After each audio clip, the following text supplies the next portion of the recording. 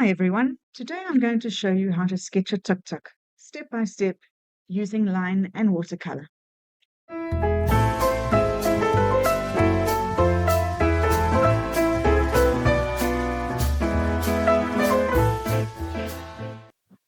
Here is the tuk-tuk that we are going to sketch and paint today. For this, I'm going to use my A5 Moleskine art sketchbook. If I'm sketching in a Moleskine sketchbook, I make sure to select one from the art collection. It's 165 GSM paper, handles line and watercolor easily. The equipment for today includes a pencil, a zero point 0.1 micron permanent fineliner pen, a size 4 paintbrush, eraser, palette for mixing, my travel paint palette, a spray bottle for moistening the paints, tissue paper, and a tank of water. This is the small travel palette that I use when I'm traveling. It's got my 15 most used colors in it and opens up to show a small swatch card of all the colors inside. If you need to hold the pages of your sketchbook open, you can do so using fold-back clips. I have provided a traceable template of today's image in the description box below, or you can sketch along with me.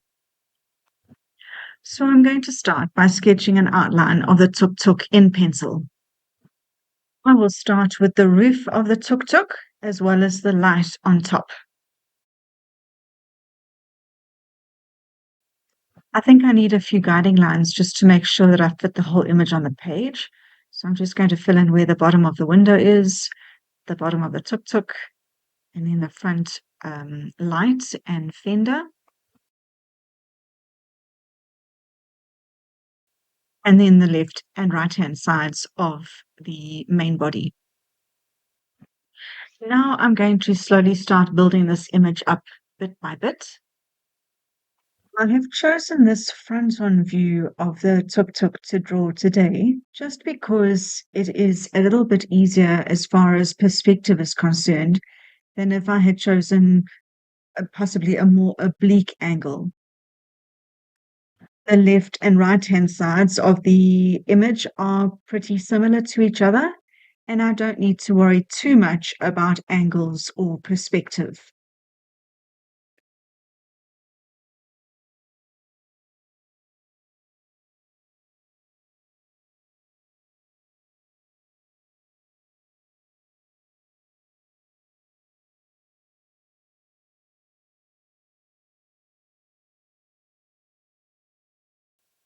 Right, onto the line work now, and for this section I'm going to be using a Pigma Micron liner pen in size 0.3.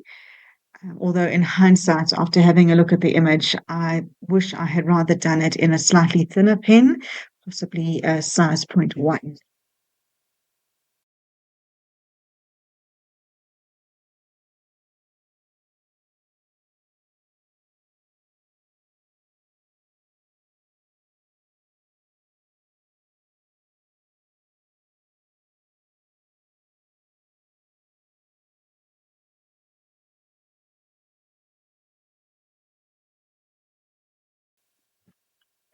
Before I start with the watercolor, I'm just going to quickly erase any underlying pencil marks on the sketch. I do this before I paint because you won't be able to erase them once the paint is down on the page. This is an Escoda travel brush. I really like this kind of brush when I'm on the go. The brush separates into two pieces and the brush tip goes into the shaft and it is protected whilst in travel. This is a size 4 travel brush that I'm going to be using today.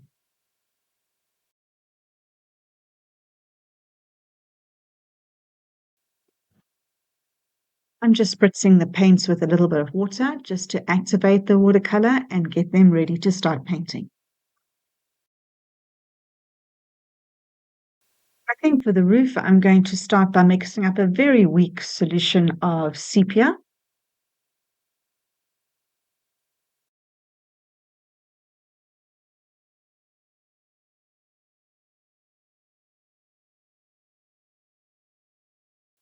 Once I'm finished with the first layer that is dilute, I'm going to make the solution a little bit more concentrated and drop in a little bit here and there, just to give a little bit of texture and difference in color in the roof.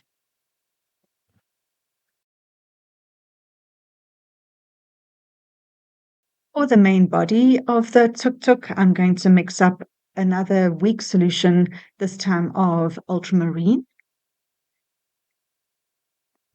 And then I'm going to lay down a layer of weak ultramarine over all the blue that I can see on the tuk-tuk, being careful to not cover up anywhere where the yellow lines will come later.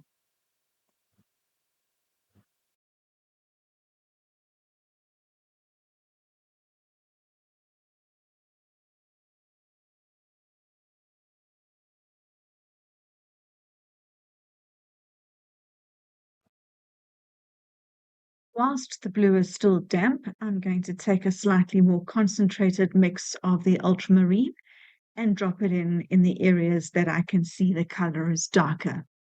I do this so that I can get a bit of contrast. Once that is done, I'm going to allow the sketch to dry completely before I start with the yellow, so that the yellow doesn't bleed into any of the colors or cause the blue to turn green. For the yellow lights, I'm going to mix a weak consistency of Hansa yellow light mixed with new gamboge. And I will use the same yellow mixture combination on the yellow number plate. Then I mustn't forget the yellow stripes that appear on the tuk-tuk here and there.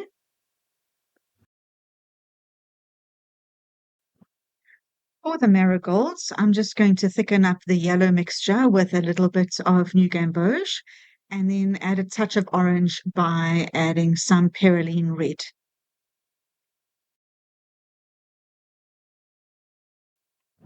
For the gray areas, I'm going to start with a very weak solution of neutral tint.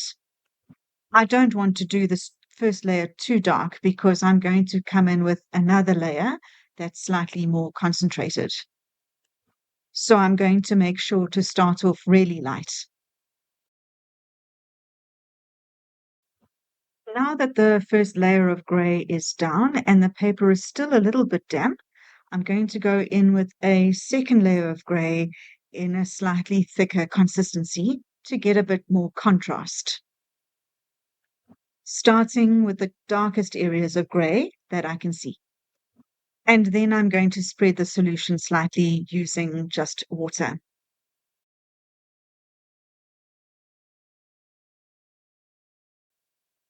For the lights, I'm going to paint a few triangles radiating out from the center because I think that that gives a bit of three-dimensionality to the lights.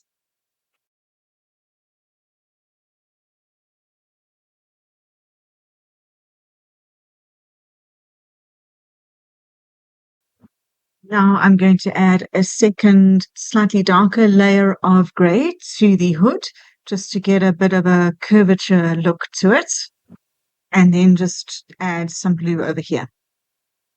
I'm going to add a little bit of sap green to the left sticker on the windscreen and then a bit of ultramarine to the outer blue rim to the sticker on the right.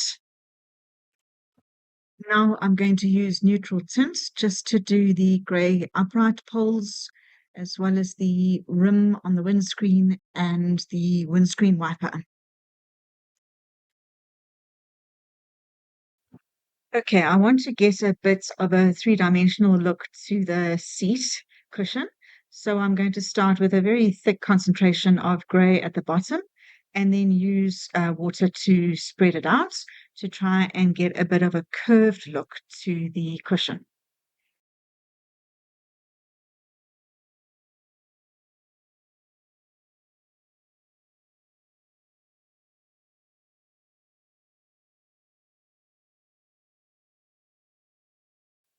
Now I'm going to add a few darker triangles to the lights just to get a little bit more contrast there.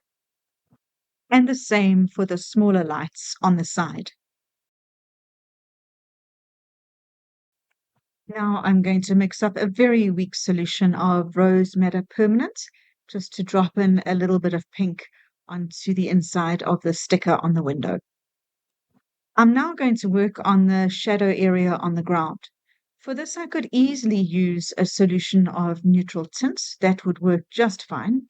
But I'm looking for a bit more dimension to my shadows here, rather than just a solid black or grey. And so for that reason, I'm going to mix up a solution of ultramarine and sepia. I find that a mix of a brown and a dark blue makes a nice granulating effect to the shadow when mixed with water, rather than just a grey. I'm going to start with quite a thick mix of this shadow color in the areas that are close to the tuk-tuk. I feel that the shadow areas right under the fender are not quite dark enough, so I add some neutral tint. I want this area to be as dark as possible so that there is as much contrast as possible between the shadow and the tuk-tuk itself.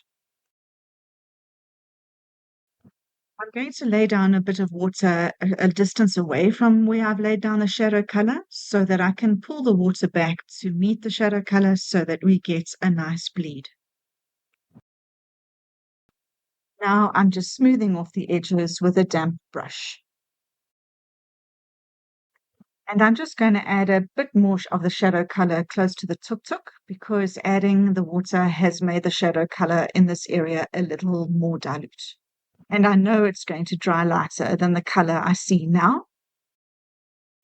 I'm going to let this all dry now and then see if it needs another layer of color once it's all dry. Now that it's all dry, I'm going to see what areas need a bit more work.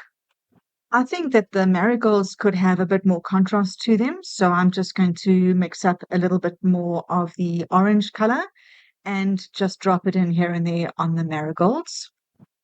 I'm not going to cover the whole marigold in this thicker consistency, just a little dot on each flower will do, so that there's still some contrast between the color that I'm dropping in now and the color that there was underneath. I want to create a bit of a curved look to the pistons, so I'm going to do a darker line down either side and then blend it through with a damp brush towards the center of each piston. That all looks a bit better now. I'm going to let the whole thing dry once more and then come in with pen at the end to finish off the lettering. I'm going to use a 0.5 thickness pen here just for the lettering of the light and the number plate. I also realized that I omitted to sketch the frame that's holding the lights on top, so I'm going to put that in now with pen. I also want to add in shadow under the hood of the roof because I realized that that area is actually in dark shadow, so I'm going to add the shadow now. This is quite a dark shadow area, so I am going to use quite a concentrated mix of neutral tints and then use water to spread it out. I think we could still do with a bit more contrast in places, so I'm going to add a bit of shadow to the side panels on either side of the tuk-tuk. And I'm going to put a bit of a shadow under the lights.